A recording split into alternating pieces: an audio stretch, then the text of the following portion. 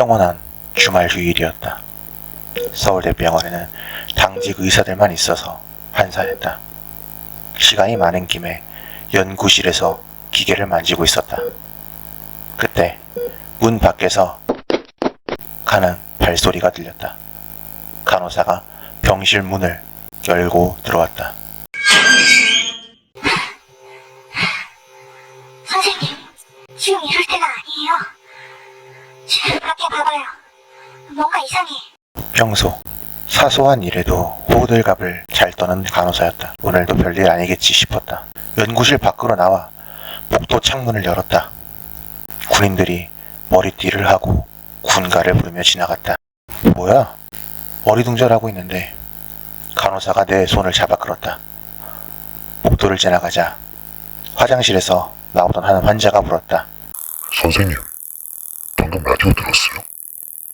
네, 들었어요. 이거 괜찮은 건가? 내가 얼떨떠는 사이에 간호사가 대답했다. 환자는 어딘가 불안한 표정이었다. 일단 카운터에 갔다. 라디오에서 뉴스가 흘러나왔다. 오늘 새벽 북한 북계군이 난침을 했으나 곧 반격하여 격퇴시켰다 라는 내용이었다.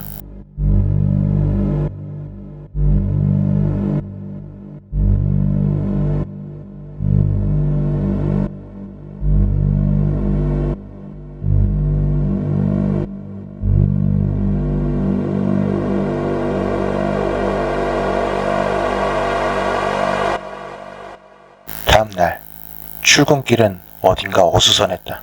서울에는 조금씩 피난민이 보이기 시작했다. 병원에 도착하니까 원장님께서 긴급 과장회의를 소집했다. 나도 이 회의에 참석했다. 원장입니다. 오늘부터 전시체제로 업무를 편성하겠습니다. 전시체제라면 어떻게 해야 합니까? 질문했지만 원장님은 대답하지 못했다. 별다른 대책이 서지 않았다. 만에 하나라도 북한군이 서울을 점령하면 제네바 협약에 기대를 겁시다. 병원 옥상에 적십자 마크를 크게 드리고 국기 개양대에도 적십자기를 달면 안전할 겁니다. 그리고 원장님 목소리가 작게 떨리고 있었다.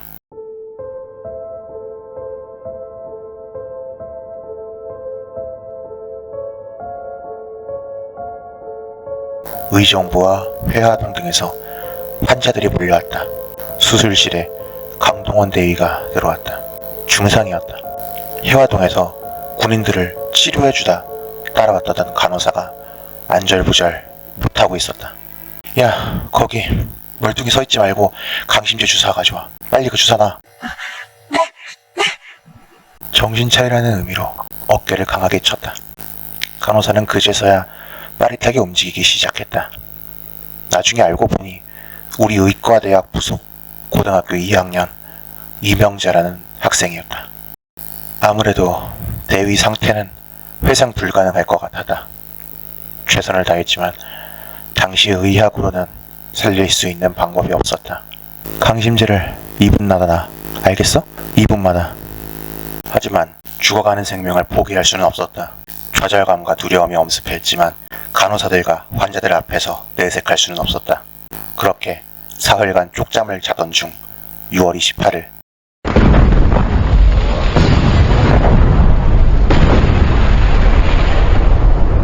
간호사들이 분주하게 움직였다. 선생님, 큰일 났어요. 인문관이 왔대요. 숨어나요. 올 것이 왔구나. 이를 꽉 물었다. 이럴 때를 대비해둔 것일까? 수술실 바닥에 철판이 있었다. 실시간합시다. 어쩔 수 없어요. 같이 수술실에 있던 동료 의사가 말했다. 나는 고개를 끄덕였다.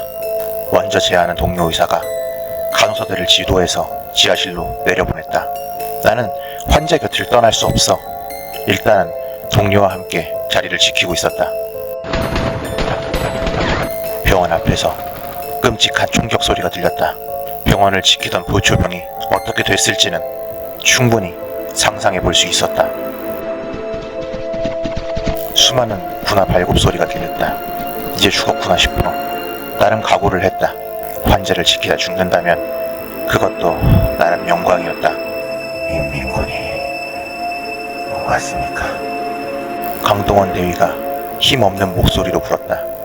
다른 병동에는 총기를 가진 부상병들이 있었다. 그들이 어떻게 대처할지는 알 수 없는 일이었다. 총소리와 함께 문이 열렸다. 공포에 몸이 움찔거렸다. 역시나 인민군들이 들어왔다. 의사들인가? 자네들 내 얼굴 기억하지? 인민군 전들이 많이 다쳤어. 프로 취급 안 할 테니까 좀 도와줘. 안면이 있는 사람이었다.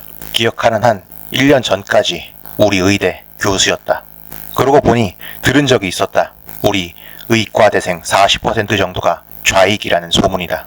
나는 설마 싶어 옆에 있던 동료를 돌아봤다. 선배죠? 옆에 있던 동료가 반갑다는 듯 한 발 내디뎠다. 아무래도 불안했다. 간호사들은 다 어디 있어? 급해. 부상병이야. 네. 이 밑에 다들 모여있어요. 야, 얘들아. 내가 대처할 시간도 없이 동료가 철판을 열어젖혔다. 숨어있던 간호사들이 새파랗게 질린 얼굴로 우리를 올려다봤다. 조선인민군 최고사령부의 보도. 서울시를 포위하고 있던 인민군 부대들은 일단 인민군 군의관이 하자는 대로 따랐다. 대피시켰던 간호사들을 이끌고 강동원 대위가 누워있는 수술 침대를 옮기며 이동했다. 이동하면서 조심히 들어보니 인민군은 아직 부상병들이 있는 곳을 모르는 눈치였다. 인민군 부상병들이 거적에 실려 들어오고 있었다. 수술실엔 우리 동지들 먼저 쓴다. 그쪽도 좀 도와줘. 아까 그 인민군 군의관이 말했다.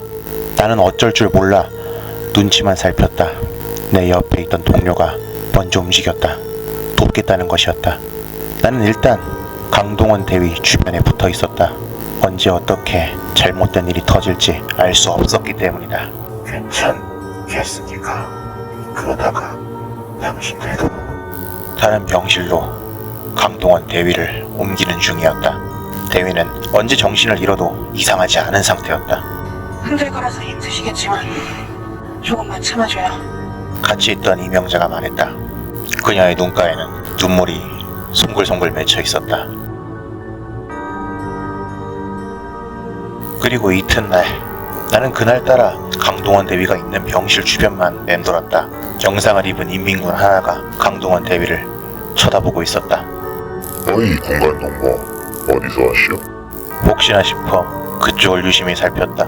강동원 대위는 아무런 대답도 하지 않고 침대보 아래에서 꿈틀댔다. 인민군 병사가 뭔가 이상함을 느낀 것 같았다.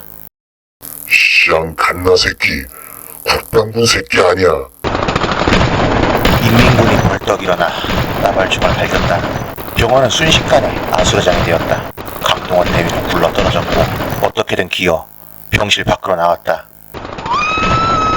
비병과 함께 그 자리에 있던 간호사 몇 명이 쓰러졌다.